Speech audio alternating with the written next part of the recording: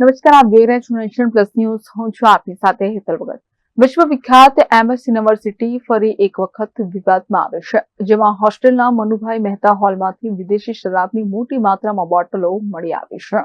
વિશ્વવિખ્યાત MS university ફરી એક વખત વિવાદમાં આવી છે. હોસ્ટેલના મનુભાઈ મહેતા હોલમાંથી વિદેશી શરાબની મોટી માત્રામાં બોટલો મળી આવતા ખળભળાટ મચી ગયો છે. આ અગાઉ પણ મનુભાઈ મહેતા હોલમાં વિદ્યાર્થીઓ દારૂની મહેફિલ કરતા પકડાયા હતા. સાજગંજ પોલીસે રેડ કરતા 25 થી 30 જેટલી ખાલી બોટલો મળી આવી છે. એક બોટલમાં દારૂ પણ ભરેલો જોવા મળે છે. તો પોલીસે તમામ મુદ્દામાલ કબજે કરી વધુ તપાસ હાથ ધરી છે. ઘટનાની જાણ થતાં જ યુનિવર્સિટીનું તંત્ર દોડતું થયું છે. તો શિક્ષણના ધામમાં આટલી મોટી માત્રામાં વિદેશી શરાબની બોટલો ક્યાંથી આવી તે મોટો સવાલ ઉભો થયો છે. કેમેરામેન નવનીત પ્રમેશ સાથે Chirag Patel, nation plus news, Vadodara.